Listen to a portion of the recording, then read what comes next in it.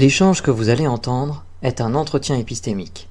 Il s'agit d'une conversation asymétrique dans laquelle on s'intéresse à notre interlocuteur en lui posant des questions.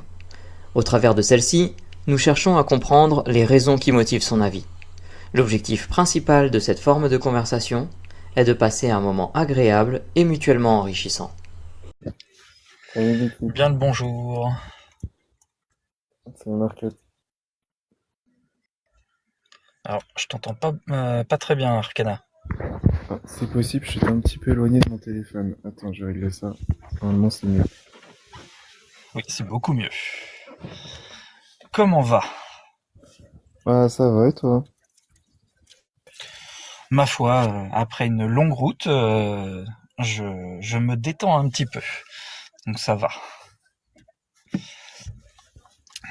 Alors, tu es monté dans ce live euh, avec une position antagoniste très forte.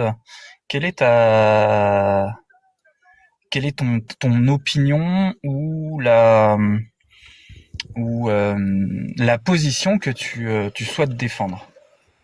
Alors, bah, pour le coup, ça fait plusieurs fois que je suis monté dans les lives de Russell et c'est vrai que j'ai une position qui est souvent assez nuancée. Mais c'est vrai que là, pour le coup, je voulais vraiment faire partie de cet entretien épistémique parce que j'aurais une position qui, là, malheureusement, serait peut-être beaucoup moins nuancée. Alors peut-être pour que vous puissiez un petit peu saisir le point de départ, en fait, j'ai quand même fait une formation en fait en sociologie et là, je vais bientôt finir mon master, donc je me prétends pas en tout cas être une autorité sachante, mais je pense que j'ai peut-être une petite expertise qui pourrait aider certaines personnes qui seraient intéressées. En ce qui me concerne, j'aurais plutôt tendance à mettre le militantisme plutôt sous le spectre de la radicalisation. Ouais. Et bah, après, je vais pouvoir développer un petit peu, je pense. Ça peut être pas mal déjà quand on fait ce type de projet d'essayer de voir comment sont construits les termes. Déjà, il faut savoir que linguistiquement, ça marche avec absolument tous les termes. Le suffixe isme, en fait, indique une idéologie. Donc, en fait, c'est une vision du monde. Donc, c'est forcément une politique. Et militantisme, c'est à peu près la même racine étymologique que militaire, qui justement est un ordre qui est justement consacré à l'exécution. Donc en fait, le militantisme, c'est littéralement l'exécution de l'idée. Donc l'idée de manifester une idée ou de matérialiser cette idée-là. Et ça se fera principalement toujours sous la forme politique. Le problème, c'est que après reste à voir si la politique est une bonne ou une mauvaise chose. Très intéressant. J'ai presque envie de te laisser découler parce que Bah, je tu fais pense les choses comme il que faut. J'aurais juste, puisque tu as quand même une idée justement sur la radicalité, donc la radicalité. Donc j'ai bien compris ta vision du militantisme et je l'apprécie beaucoup parce que tu l'as bien détaillé. Qu'est-ce que tu entends dans le radicalisme? bah, le radicalisme, c'est à peu près la même construction, c'est-à-dire radicalisme, isme, idéologie, idéologie radicale. Alors le radical, à la base, ça signifie tout simplement aller au fond des choses. Le problème, c'est que on ne construit pas une société en fait en prenant en profondeur les choses. C'est-à-dire qu'une société, bah, telle que la nôtre en France, se construit principalement justement sur un contrat tacite qu'on pourra retrouver par exemple dans la théorie de Rousseau avec le contrat social, c'est-à-dire une entente cordiale autour de quelques principes démocratiques qui aideraient justement bah, à aider à la coopération de l'humain, c'est-à-dire à éviter ce que Hobbes pourrait appeler la guerre de tous contre tous. Et pour ça, ben, on est obligé de faire venir une instance politique qui est en fait l'État pour justement gouverner toutes les relations qui se déroulent en fait dans sa civilisation. Bref. Et le problème, c'est que forcément, si on est militant, on est forcément porté sur la politique. Il faut savoir que mes profs de sociaux, justement, s'arrachaient un peu les cheveux parce que justement, ils ne savaient pas si on devait faire de la sociologie propre, enfin, en intégrant du militantisme, parce que la sociologie, à la base, est enfin, en tout cas, une science qui essaye de se faire légitimer comme une science. Le problème, c'est qu'on voit très bien qu'il y a quelques travaux en sociologie qui sont bien spécifiques, notamment la sociologie, par exemple, des genres, des sexes ou de la racialisation, qui ont tendance à être très versées au niveau politique et donc affectif. Surtout quand en plus, bizarrement, ce sont des sociologues femmes qui font ce type de travail, on a tendance à voir que c'est souvent très porté sur la politique, c'est-à-dire qu'il y aura toujours une vision du monde qui qu'on essaiera en fait de propager quoi. Et ça, pour le coup, je pense que c'est quelque chose qui malheureusement ne colle pas du tout avec une ambition de construction en fait. Le principe même de la radicalité, il est un petit peu, comment je pourrais dire ça, contradictoire. Parce qu'en fait, si tu veux, face à une idée, en fait, si tu veux la mettre en matière, c'est-à-dire que tu veux travailler avec cette idée-là, globalement, tu as deux solutions. Soit tu imposes ton idée, soit tu la proposes. Et ça, c'est très différent et c'est justement ce qui fait que une politique serait autoritaire ou non. Et le problème, c'est que la radicalité a souvent tendance à utiliser un petit peu des formes dérivées de puissance pour justement imposer son idée. Sauf qu'en fait, si tu as besoin d'imposer une idée par la puissance, c'est tout simplement en fait que peut-être à la base, elle n'est pas comprise ou elle n'est pas entendue. Peut-être encore plus fondamentalement qu'elle n'est pas sage, cette idée-là. Donc peut-être faudrait-il arrêter de la poursuivre justement. J'adore. J'adore. On sent que tu as vraiment réfléchi le sujet et que tu as été assez loin dans ta réflexion. C'est super intéressant. Alors tu as travaillé, enfin tu as évoqué plein de pistes de réflexion différentes.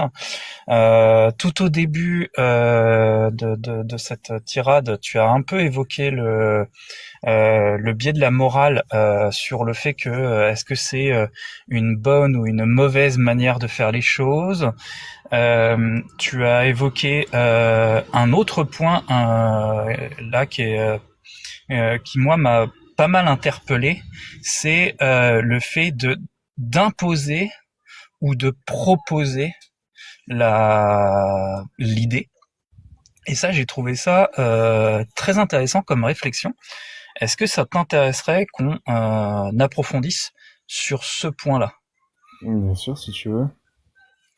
Est-ce que tu penses que ta radicalité et ton opinion forte, parce que c'est quand même ça qui est intéressant à questionner, a un rapport avec ce choix? Euh, Ça, enfin en tout cas pour ce qui est de la, tu me parles bien de la proposition, de l'imposition d'une idée, c'est ça? Ouais. Ok, en fait le problème c'est que ce qu'il faut bien comprendre en fait dans une vision politique, enfin globalement toutes les sciences humaines et molles, enfin qu'on dit plus couramment, en fait ce sont tout simplement des sciences qui sont faites par les hommes pour les hommes en fait. Et à partir du moment où justement on est dans l'exercice du pouvoir, c'est-à-dire qu'on doit littéralement créer en fait un système qui permet de gouverner les hommes et qu'en fait ces propres hommes doivent créer des lois pour eux-mêmes en fait puisque c'est eux-mêmes qui créent cette science, on en arrive parfois à des ambivalences, ce qui n'est pas improbable. Et le problème, c'est que il y a en fait des principes en sociaux, enfin, en tout cas pour ce qui concerne les dernières théories, on a tendance à être beaucoup plus émergentiste. C'est-à-dire qu'on part du principe que la société est un processus émergent. Pour donner un exemple, par exemple, ce serait plutôt l'attribution célèbre qu'on fait principalement à Orwell dans 1984, où il dit que 2 plus 2 égale 5. C'est-à-dire qu'en fait, le tout n'est pas égal à la somme des parties. Pourquoi? Parce qu'en fait, il y a un dialogue entre les événements qui sont à l'intérieur de la structure, il y a un dialogue entre les humains, il y a un dialogue entre tout un tas de phénomènes qui fait qu'en fait, on ne peut absolument pas réduire justement le tout à la somme de ses parties. Et donc, forcément, il y a des choses qui sont un petit peu de manière imprévisible qui arrivent. Si tu prends une civilisation et que tu mets, je sais pas, un homme et une femme, tu crois que cette civilisation-là, c'est juste eux deux, sauf qu'en fait, avec le temps, tu vas pouvoir te rendre compte qu'en fait, si toutes les conditions sont réunies, ils vont pouvoir se reproduire, ils vont pouvoir créer énormément de choses, ils vont pouvoir créer des bâtiments, de l'instruction, enfin tout un tas de trucs qui sont justement des phénomènes sociaux.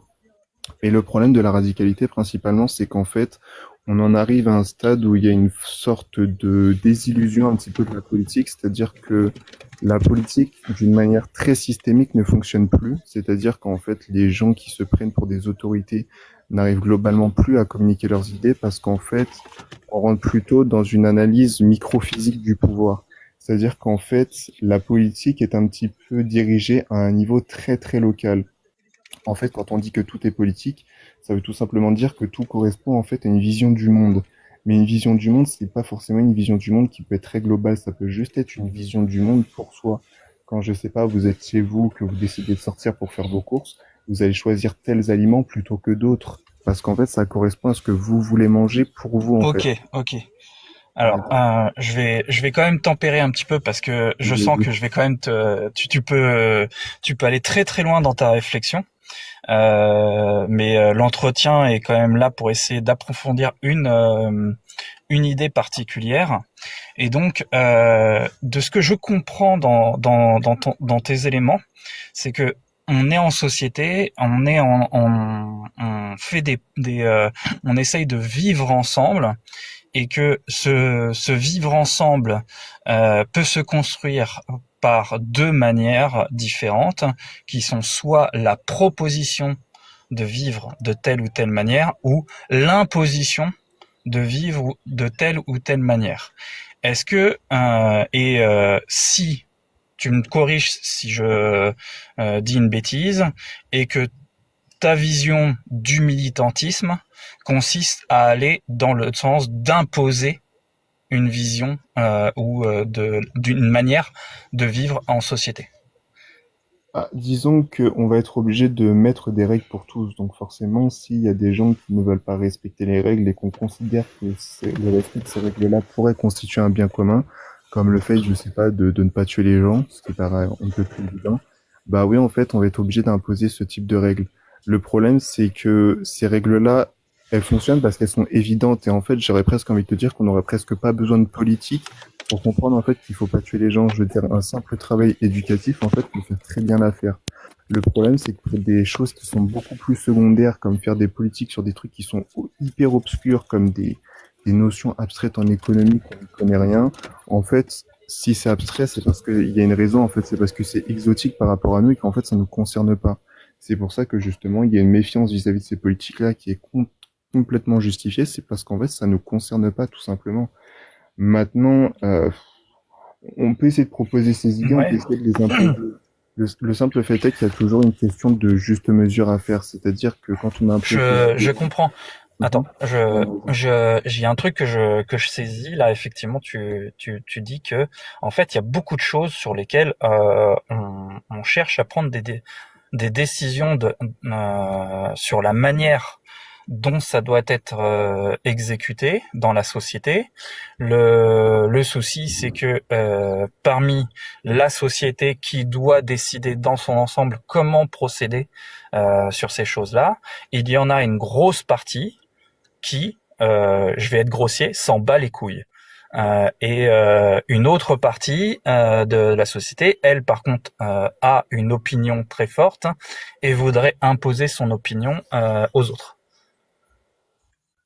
C'est à peu près ça, oui. Puis même, je navigue un petit peu sur TikTok et je vois tous ces espèces de gourous de sectes ou ces chefs un petit peu qui veulent se mettre maître du monde parce qu'en fait, ils ont une idée, qu'ils ont envie de la pousser jusqu'au bout, qu'ils ont envie que ce soit vrai.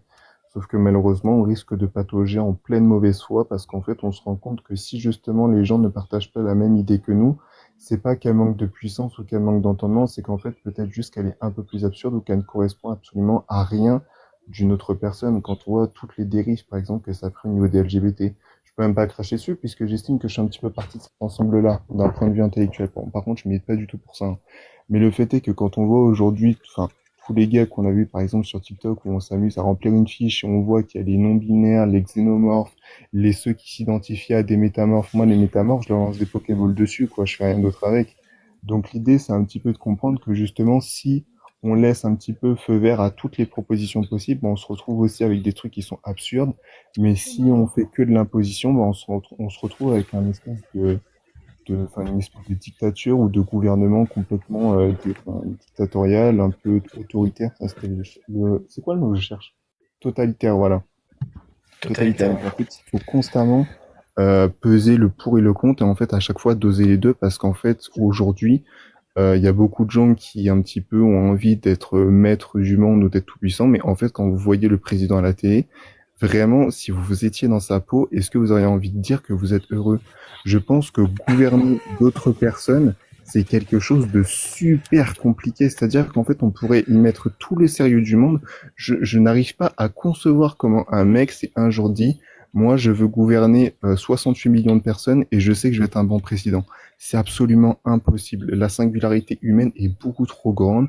Il y a beaucoup trop de diversité humaine, que ce soit en matière d'idées, de personnalité, de tempérament, de conviction, de désir, même de spirituel. Enfin, je pourrais pas développer tous les points, mais c'est juste un bordel sans nom, en fait. Donc, des deux mots, en fait, il faut choisir le moindre mal, quoi.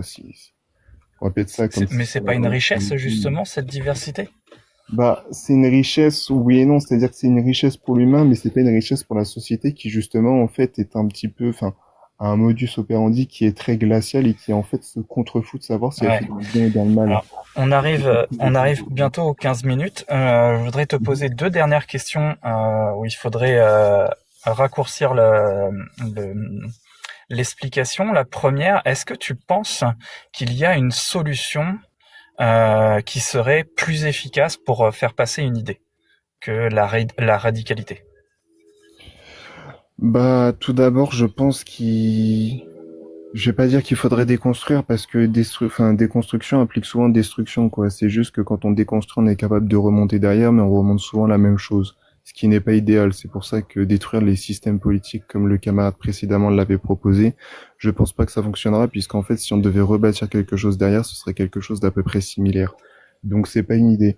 Je pense qu'il faut plutôt prendre la lancée sur laquelle on est, mais tout simplement, ça va être un petit peu bateau, hein, mais développer le dialogue et surtout développer l'écoute en fait, c'est-à-dire comprendre en fait qu'il y a tout simplement des vrais problèmes que les gens ont besoin de parler et d'essayer justement d'établir quelque chose pour essayer de résoudre ces problèmes-là, qui sont beaucoup plus profonds. Les problèmes Ouais, superficiels de la connaissance, on les mettre un peu de je, côté, quoi. je m'attendais un petit peu à cette réponse et c'est pour ça que découle mon autre question derrière. Puisque tu penses que quelque chose de plus efficace serait quelque chose de plus doux, est-ce que tu comprends que ceux qui sont dans la radicalité sont dans cette radicalité parce qu'ils pensent qu'être doux dans l'écoute n'apporterait pas les résultats qu'ils souhaitent obtenir? Je vais te prendre un autre exemple qui est très simple. Si par exemple tu as un chien, tu gouvernes plus facilement sur ton chien quand tu as son accord et son obéissance ou quand tu as son désaccord. C'est très J'ai pas de simple. chien.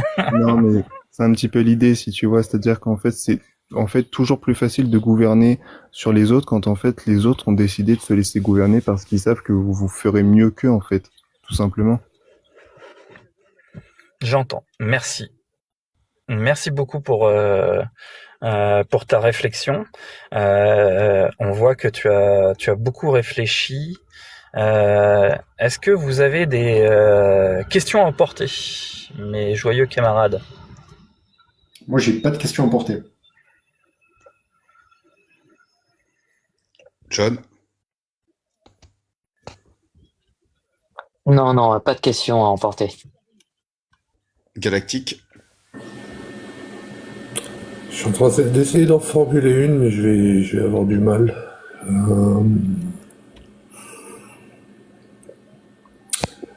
sur ta dernière phrase, en fait, voilà, qu'il est de l'analogie. Est-ce que tu penses qu'il est dans la nature humaine de systématiquement reconnaître que quelqu'un est plus apte à gouverner? Alors, oui et non, c'est-à-dire que c'est un petit peu, c'est un peu la crise du niveau, quoi. C'est-à-dire que le maître ne peut pas constamment rester maître et l'esclave ne peut pas constamment rester esclave. Pourquoi? Parce qu'en fait, cette situation est pas viable, en fait. Il y en a un qui sera constamment condamné, en fait, à être soumis aux ordres de quelqu'un qui ne reconnaît pas. Il y a un autre, en fait, qui en aura littéralement marre de donner des ordres à chaque fois, quoi. Parce qu'en fait, il comprendra pas son utilité là. Donc, en fait, il faut que ça varie, quoi. Il faut que ça change, mais il faut comprendre qu'il y a une bonne personne pour une bonne situation, quoi. Ok. Euh, Merci. alors, ah ouais. ouais, alors, moi déjà, juste avant de poser ma question à emporter, qui sera la mort moelleux, mais je préviens tout de suite, âme sensible, quitter le live. Juste avant, je tiens à rappeler qu'il ne faut pas jeter des Pokéballs sur les gens. C'est pas bien pour les Pokémon et c'est pas bien pour les gens, donc ne faites pas ça, c'est pas bien. Deuxièmement, tout à l'heure, en début d'intervention, tu m'as éclairé en disant que tout ce qui se termine par isme cache une idéologie, c'est ça, ou part d'une Ouais, c'est ça. idéologie? Bah, c'est dans la construction Ouais. du terme. Ok. C'est quoi l'idéologie qui se cache derrière le priapisme? Bah, J'avais c'est prévenu. du J'avais priap. prévenu.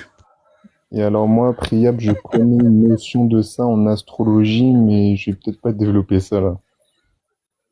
Mais il y a une idée de J'avais signification prévenu. Hein. derrière, non? C'est les idées folles de Russell. Faut pas forcément chercher très très loin. Alors, Arcana, ça a été une discussion très intéressante. J'ai beaucoup apprécié écouter ta réflexion. J'ai un peu de doute sur le fait d'avoir réussi à te pousser un petit peu plus loin dans une réflexion que tu as déjà très bien poussée. Comment toi tu t'es senti et est-ce que tu as apprécié la discussion? Bah, à l'aise, comme d'habitude, le fauteuil est confortable et les interrogateurs aussi. Je te demanderai de plus. Merci. Ok. Eh ben merci bien. Eh ben, merci à toi, Arcana. Je te laisse descendre tout seul ou il faut que je sois autoritaire? Non, ça va le faire. Merci à vous l'équipe. Merci, bonne fin de week-end à toi.